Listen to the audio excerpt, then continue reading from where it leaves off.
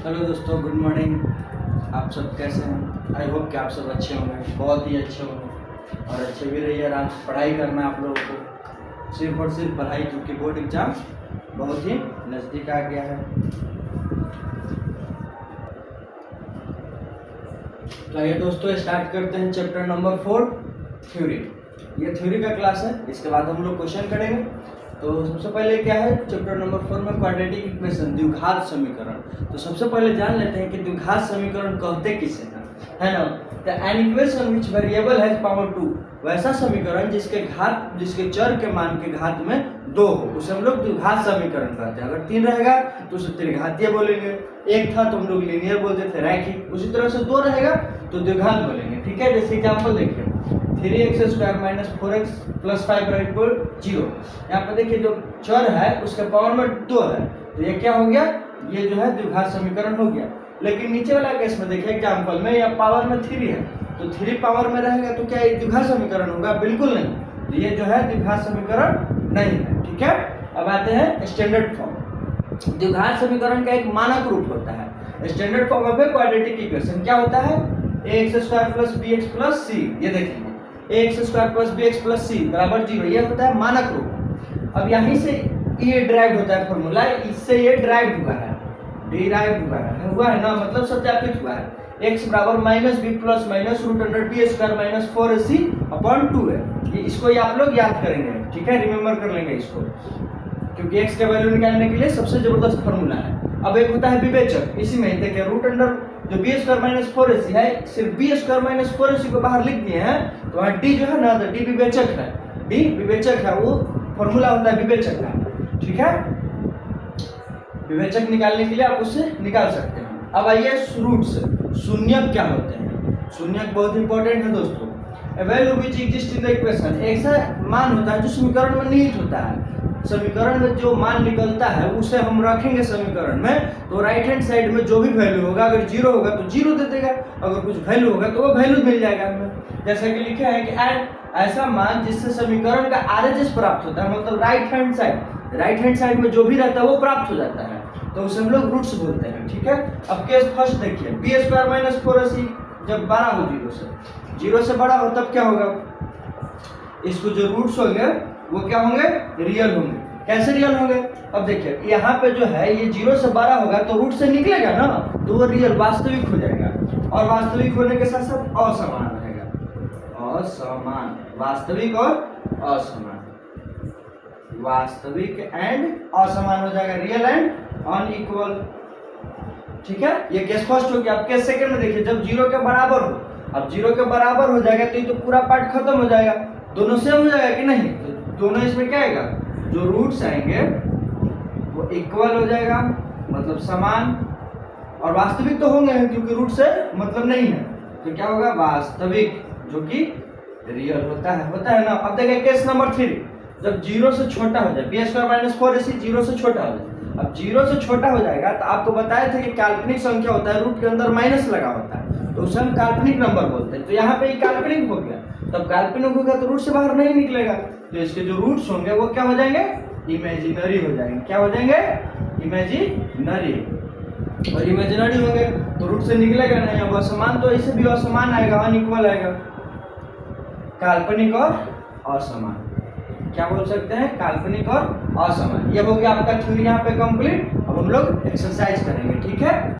आइए देखते हैं आगे का चैप्टर 4, ठीक है। चैप्टर 4 का फर्स्ट क्वेश्चन है, check whether the following are quadratic equation. द्विघात समीकरण की जांच करें। अब द्विघात समीकरण हम आपको बता चुके हैं कि द्विघात समीकरण कहते किसे हैं? जिसका पावर में 2 होगा, जिसके वेरिएबल का पावर में 2 होगा उसे हम द्विघात समीकरण बोलेंगे। अगर जिसके वेरिएबल के पावर में 1 होगा उसे हम लीनियर बोलेंगे, ठीक है। ऐसे ही क्यूबिक होता है, जिसके वेरिएबल के पावर में 3 पावर होता है। तो क्वेश्चन नंबर फर्स्ट है, द्विघात समीकरण का जांच करना है कि कौन सा द्विघात समीकरण है और कौन सा नहीं है।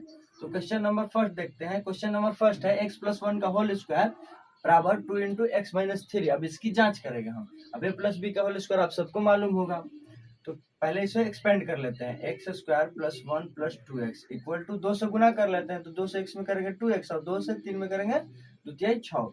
अब देखिए सबको इस साइड लेके चलाते हैं, तो x square plus 1 plus 2x minus 2x और माइनस 6 है तो ये पार्टी आ जाएगा प्लस 6 बराबर 0।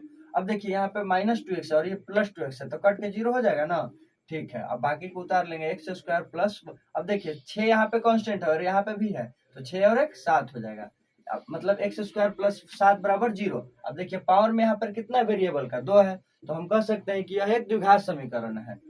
It is a quadratic equation बोल सकते हैं ना, हिंदी में लिख देंगे यह एक द्विघात समीकरण है, द्विघात समीकरण है। अब देखिए हिंदी इंग्लिश में कंफ्यूजन नहीं होना है, मैथ को हिंदी इंग्लिश दोनों में भी पढ़ा जा सकता है, बहुत आसान है। ठीक है, अब आइए क्वेश्चन नंबर 7 देखते हैं। बाकी सब क्वेश्चन आसान है, आप प्रैक्टिस कीजिएगा, ऐसा नहीं कि मतलब हम सब इजी क्वेश्चन को यहाँ पे बताएं, आप खुद से प्रैक्टिस कीजिएगा, जितना भी बाकी हार्ड क्वेश्चन रहेगा हम उसे बता देंगे। ठीक है, आते हैं क्वेश्चन नंबर 7। अब a plus B X plus 2 का होल क्यूब है, तो सबसे पहले हम लोग जान लेते हैं कि a प्लस बी का होल क्यूब क्या होता है। तो a प्लस बी का होल क्यूब होता है a cube plus B cube plus 3a square B plus 3ab square, एक हो जाता है और एक और होता है a plus B into A square plus B square minus A B, ये एक फॉर्मूला होता है। ठीक है, आप इसे अलग कॉपी में फॉर्मूला का हम बताए हैं तो उसमें आप नोट डाउन कीजिएगा। अब इसको हम लोग एक्सपेंड कर लेते हैं, तो एक्स क्यूब 2 का क्यूब 8 हो जाएगा प्लस 3x स्क्वायर इंटू 2 हो जाएगा प्लस 3 इंटू 2x इंटू 2 का स्क्वायर 4 हो जाएगा। अब देखिए 2x से वो दोनों में गुना कर लेते हैं तो 2x क्यूब हो जाएगा, x यहाँ पे पावर में 1 और यहाँ पे x क्यूब है, तो देखिए जैसे क्या होता है x के पावर 1 और x के पावर 2 है, गुना करेंगे ना तो सेम वेरिएबल है तो पावर जुट जाता है, तो x के पावर 1 प्लस 2 कितना हो जाएगा, x के पावर 3 हो जाएगा, इतना तो आपको पता ही होगा। अब देखिए गुना करेंगे तो 2x क्यूब माइनस 2x हो गया। अब उधर से सबको इधर लेके चलाते हैं, एक्स क्यूब प्लस 8, अब देखिए 3 दूनी 6x स्क्वायर हो जाएगा, 4 3 12x हो जाएगा बराबर, इधर लेके चलाते हैं तो माइनस 2x क्यूब हो जाएगा और प्लस का 2x हो जाएगा बराबर 0। अब देखिए सेम यहाँ पे x क्यूब है और यहाँ पे माइनस 2x क्यूब है, तो माइनस वाला ज्यादा है तो माइनस में एक बच जाएगा माइनस x क्यूब। अब देखिए 6x स्क्वायर, x स्क्वायर का और कहीं पे है नहीं है तो इसे लिख देंगे। अब देखिए यहाँ पे 12x और यहाँ पे 2x है तो 12 2 14x हो जाएगा, दोनों प्लस में है। अब देखिए यहाँ पे एक कांस्टेंट है और कहीं नहीं है तो प्लस 8। अब आप ये देख सकते हैं कि इस इक्वेशन में जो x वेरिएबल है उसका पावर कितना है 3 है, तो 3 क्वाड्रेटिक में तो नहीं होता है, तो क्या बोलेंगे, it is not a quadratic equation, यह एक द्विघात समीकरण नहीं है।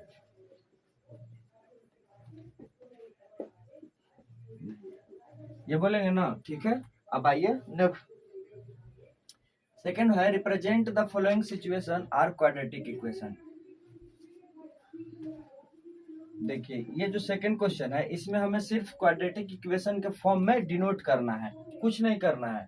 एक आयताकार, फर्स्ट क्वेश्चन, एक आयताकार खेत का क्षेत्रफल 528 मीटर स्क्वायर है, इसकी लंबाई इसके चौड़ाई के 2 गुने से 1 अधिक है, तो इसकी लंबाई और चौड़ाई निकालें। आप गुणनखंड विधि से मतलब फैक्टराइजेशन मेथड से आप इसे निकाल भी सकते हैं, लेकिन आपको फॉलोइंग सिचुएशन को क्वाड्रेटिक इक्वेशन में बयां करना है, मतलब उसे दर्शाना है, रिप्रेजेंट करना है। रिप्रेजेंट का मतलब क्या होता है, दर्शाना। तो देखिए आयत का क्षेत्रफल दिया हुआ ना, l into B equal to कितना दिया है 528। अब दूसरा मतलब सेंटेंस क्या बोल रहा है, the length of the plot in one more than twice its breath. अब जो लंबाई है समझिएगा, यहाँ पर जो लंबाई है इसके चौड़ाई के 2 गुने से 1 ज्यादा है ना, जो लंबाई है इसके चौड़ाई के 2 गुने से 1 ज्यादा है ना, तभी दोनों आपस में बराबर हुए। तो यहाँ से हम लोग निकाल लेते हैं b बराबर 528 बटा l, निकाल लेंगे ना, यहाँ से हम लोग निकाल लिया। अब इसमें रख देते हैं b का वैल्यू, l बराबर 2 इंटू बी बराबर कितना है 528 बटा l प्लस 1। अब भिन्न का जोड़ कर लेते हैं, तो l बराबर आएगा, पहले 2 से गुना कर लेते हैं, 28 गुना का 56 और 5 गुना का 10। अब l से करेंगे तो प्लस l हो जाएगा, बट्टा में l हो जाएगा। अब क्रॉस मल्टीप्लीकेशन कर लेंगे, तो l स्क्वायर बराबर 256 प्लस l। अब दोनों को इस साइड लेके चलेंगे तो l square minus l minus 256 बराबर 0। देखिए आ गया ना, एल के पावर में कितना है, 2 है, तो क्या बोलेंगे, यह एक द्विघात समीकरण है। और बस इतना ही लिख के छोड़ देना, ये हमारा आंसर हो गया। और लिखेंगे कि where L denotes its length, जहां पे लिखे थे where L denotes the length of the rectangle,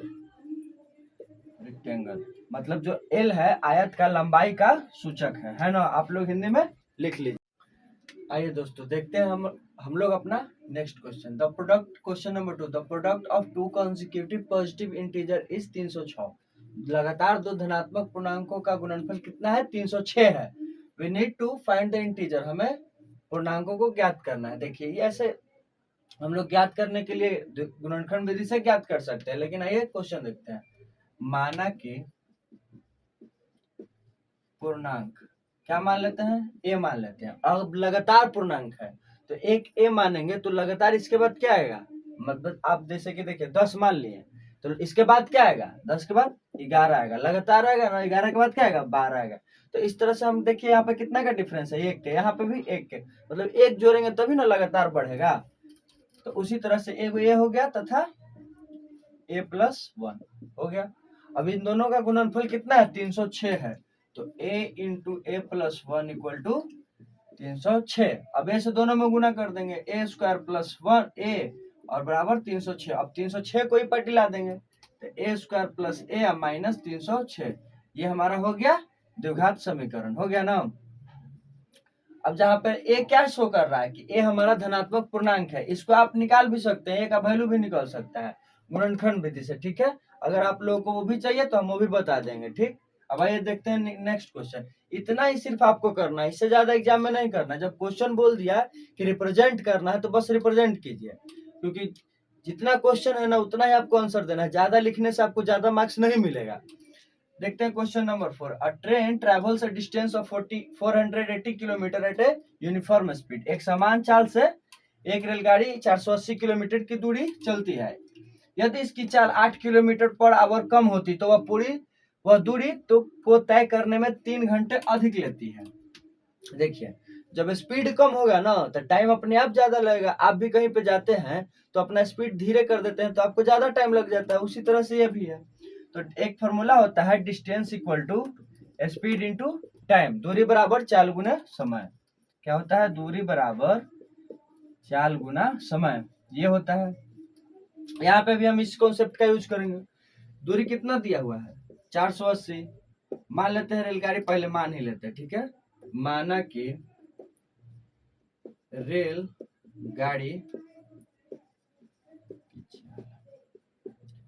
रेलगाड़ी का चाल s, ठीक है। अब मान लिए तो 480 किलोमीटर बराबर क्या हो जाएगा, s इंटू टी। मान लेते हैं उसे टी टाइम लगा। अब आते हैं दूसरा, यदि इसकी चाल 8 किलोमीटर पर आवर से कम किया जाए, क्या किया जाए, कम, वही दूरी चलना है, 480 किलोमीटर ही चलना है। अब इसमें क्या कह रहा है कि s जो था उससे 8 किलोमीटर कम करना था, s माइनस 8 कम हो गया।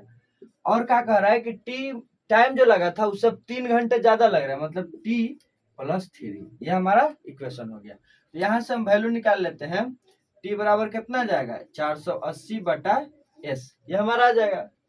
अब इन दोनों को गुना कर लेते हैं, उससे पहले हम लोग रख देते हैं वैल्यू किसका, t का। तो 480 बराबर s माइनस 8 इंटू टी का वैल्यू कितना है, 480 बटा s। अब देखिए एलसीएम ले लेते हैं हम, s minus 8 into 480 plus 3s बटा s।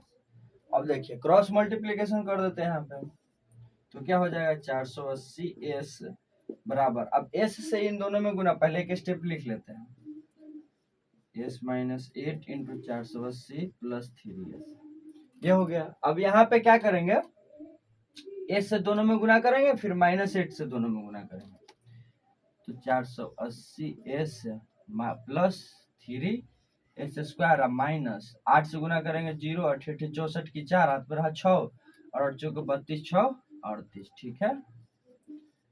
अब माइनस 24s, यहाँ तक किसी को दिक्कत, ठीक है। अब देखिए 480s इधर भी है और 480s इधर भी है, दोनों तरफ आप पॉजिटिव साइन है, मतलब सेम साइन है, तो कट जाएगा ये से ये। क्या बचा? 0 equal to 3s² minus 24s minus 3840, ये बचा हमारा। अब देखिए ये हमारा बस बन गया, कुछ नहीं करना है इसमें। 3s² माइनस 24s, अब देखिए 3 यहाँ से कॉमन कर लेते हैं, 3 कॉमन करेंगे तो s² माइनस 3 8 है 24 8s माइनस, अब यहाँ पे 3 कॉमन करेंगे तो क्या बचेगा? 1 3 दूनी 6 3 8 24 1280 बचेगा बराबर 0। तो क्या निकल के आएगा? s² माइनस 8s माइनस 1280 बराबर 0। अब यहाँ पे s जो है वो स्पीड ऑफ ट्रेन शो कर रहा है। क्या शो कर रहा है? Speed of train equal to s। ठीक है, बन गया हमारा। आइए दोस्तों देखते हैं हम लोग नेक्स्ट क्वेश्चन। एक्सरसाइज 4.2 एक्सरसाइज 4.1 खत्म हो गया। उसमें अगर कोई क्वेश्चन में आपको डाउट रहेगा तो आप बिल्कुल बेझिझक कमेंट में बोल सकते हैं। ठीक है, अब देखते हैं 4.2 का first question. Find the roots of the following quadratic equation by factorisation. गुणनखंड विधि द्वारा निम्नलिखित समीकरण मतलब द्विघात समीकरण का हमें क्या निकालना है? मूल निकालना है। अब देखिए जीरोज मूल क्या होते हैं?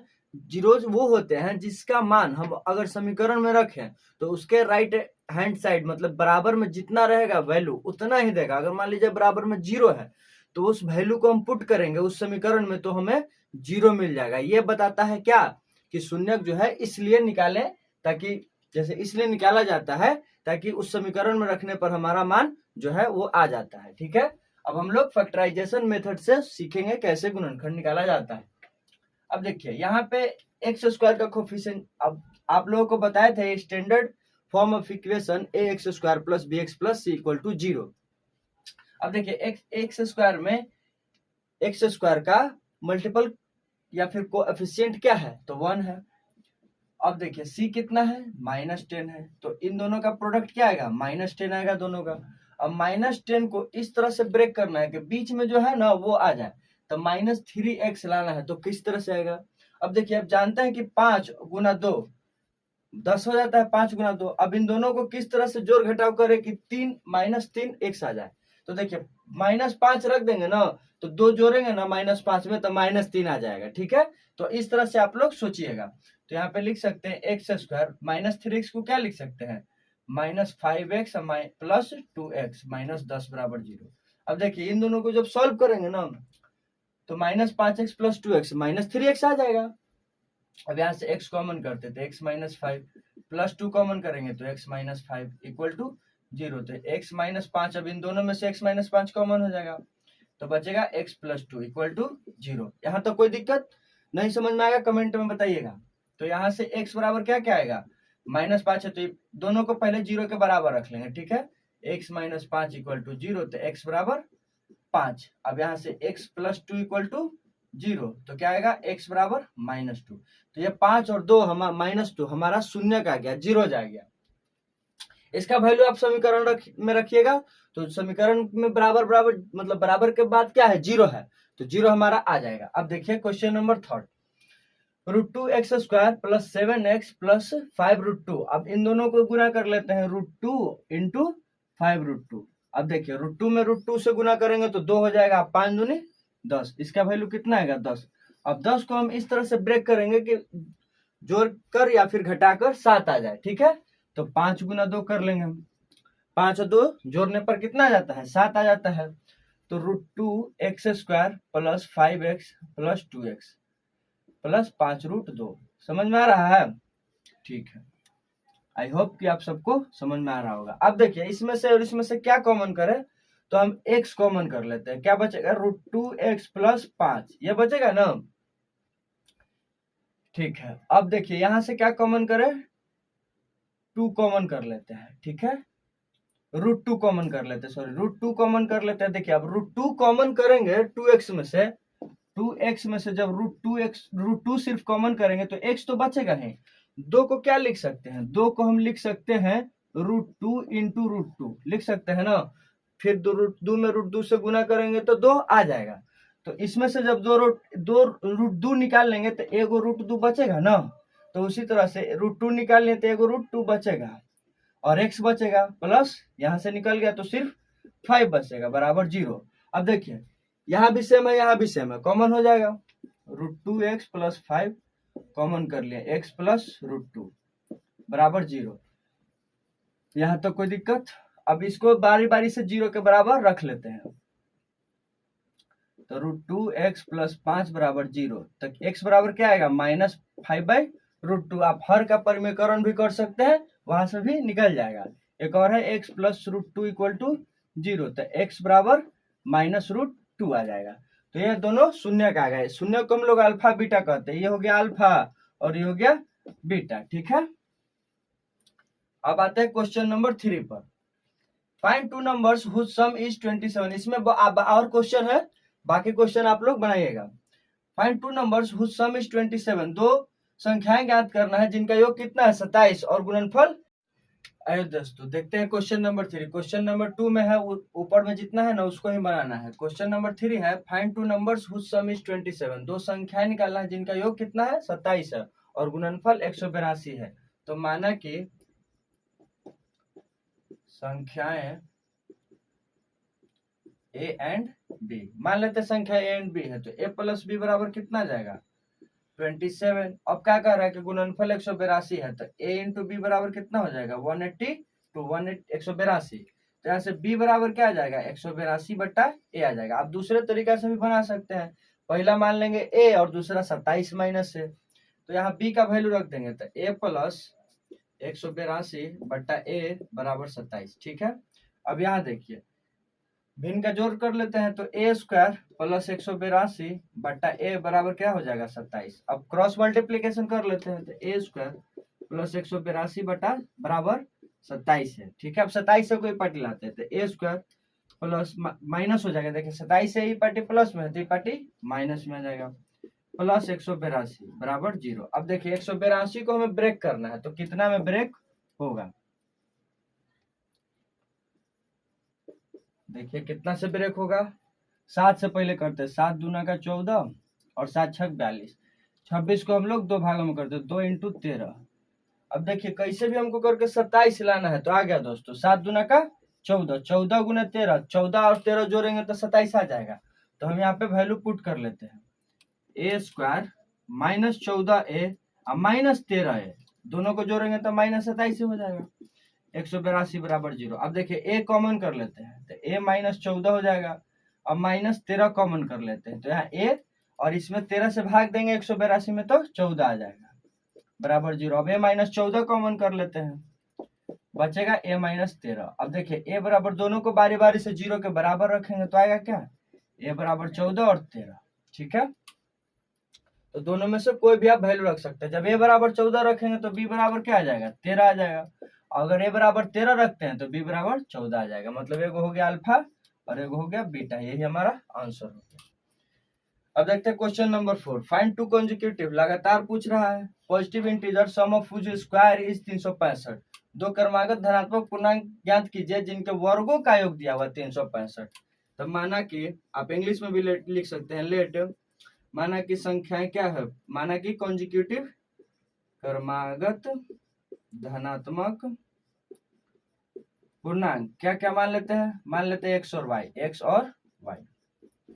अब क्या कहा है कि वर्गों का योग इतना है, तो एक्स स्क्वायर लगातार पूछा है दोस्तों, सॉरी लगातार। देखिए लगातार में क्या होता है, एगो x हो गया और एक x प्लस 1 हो गया ना, तो इन दोनों का वर्गों का योग बोला है, तो x का स्क्वायर अब प्लस x प्लस 1 का होल स्क्वायर बराबर 365 दिया। इसको ब्रेक कर लेते हैं, x square plus 2x plus 1 बराबर 365। अब देखिए x स्क्वायर 2x स्क्वायर हो गया प्लस 2x।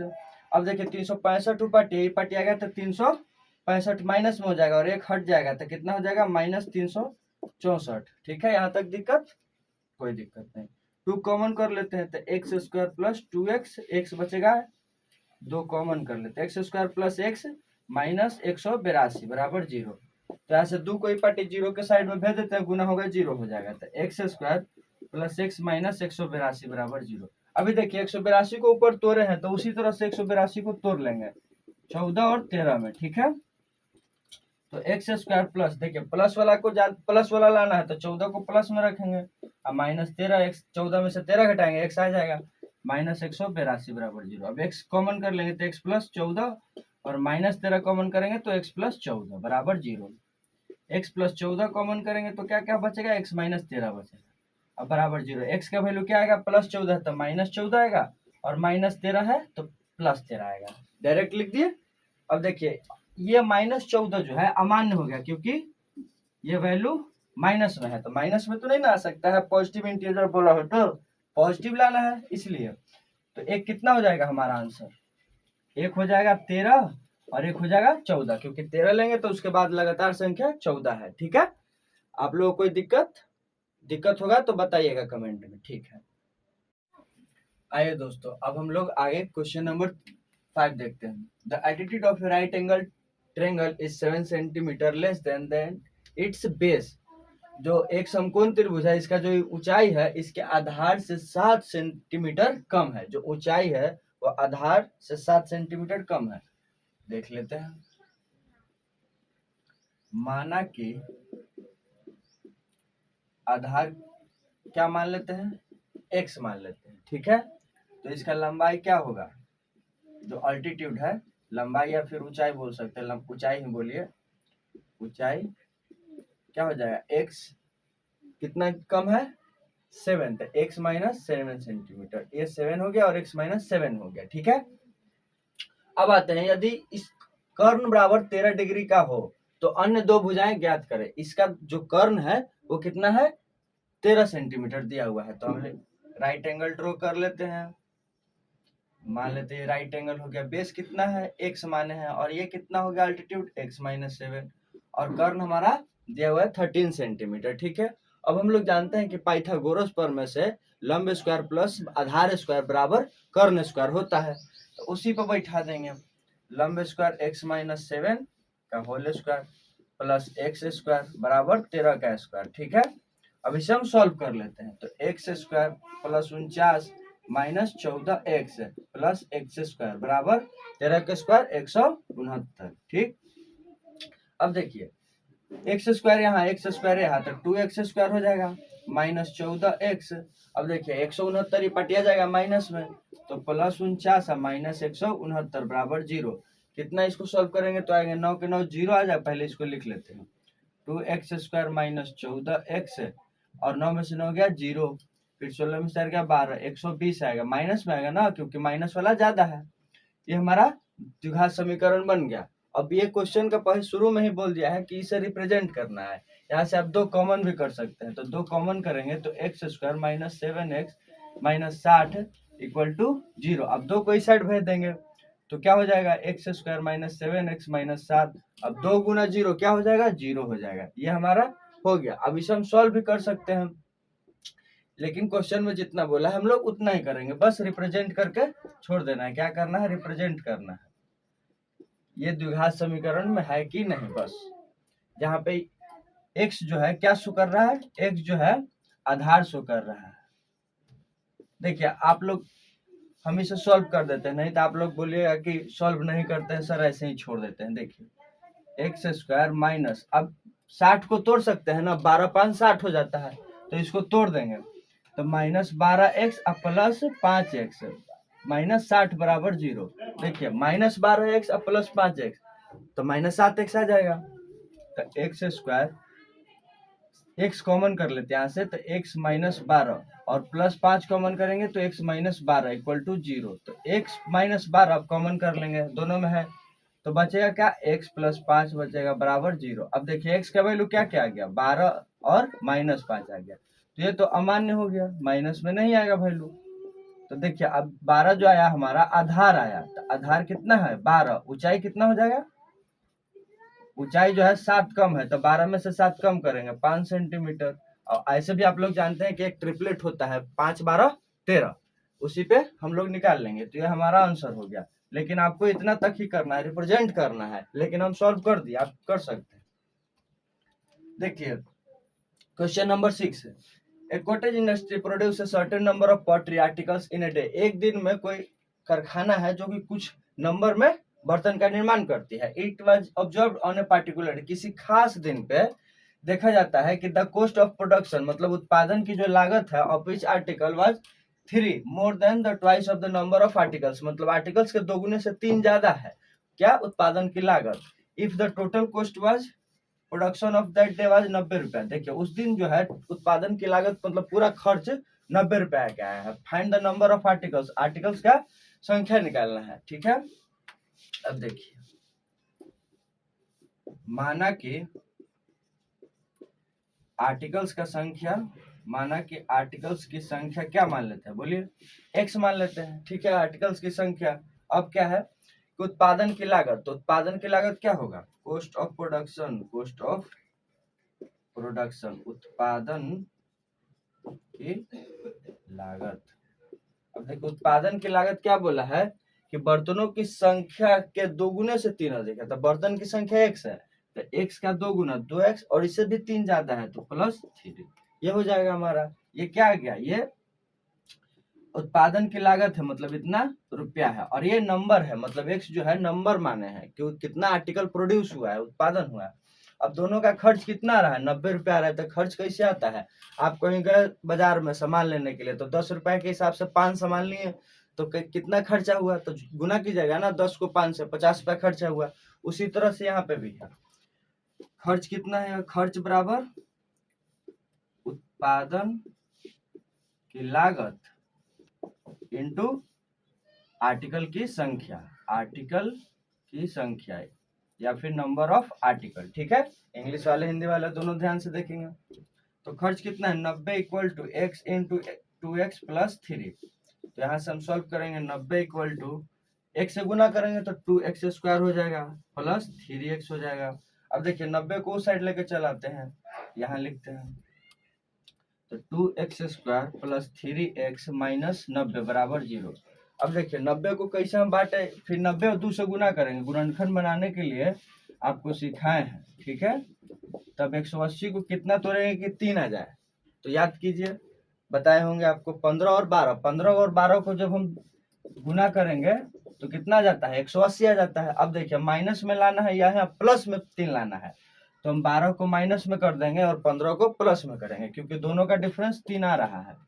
तो 2x square plus 15x minus 12x minus 90 बराबर 0 हो गया ना। यहाँ से कॉमन कर लेते हैं, x कॉमन करेंगे तो 2x प्लस 15 हो जाएगा और यहाँ 6 कॉमन करेंगे तो क्या बचेगा 2x minus 15, sorry minus common कर लिया है तो प्लस बच जाएगा इक्वल टू 0, ठीक हो।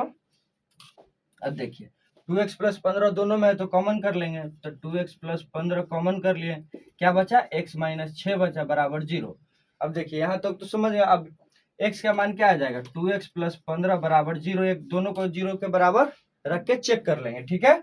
तो x बराबर क्या आएगा -15/2, यहाँ से क्या आएगा x माइनस 6 बराबर 0, तो x बराबर 6। अब माइनस में तो नहीं हो सकता है तो ये क्या हो गया अमान्य हो गया और ये हमारा मान हो गया, मतलब जो आर्टिकल की संख्या है ये 6 क्या है नंबर ऑफ आर्टिकल, क्या है नंबर ऑफ आर्टिकल। अब देखिए नंबर ऑफ आर्टिकल आ गया तो आप यहाँ से उत्पादन की लागत भी निकाल सकते हैं, क्या आएगा 2 इंटू 6 प्लस 3, 6 दूना 12 3 15, मतलब 15 रुपये कॉस्ट के एगो सामान की कीमत है और कितना सामान लिए थे 6, आ गया ना 90 रुपया। देखिए 90 रुपया ही दिया हुआ था। आई होप कि आपको समझ में आया होगा, नहीं समझ में आया है तो आप कमेंट में बताइए, हम आपको फिर से समझाएंगे। Okay, thank you.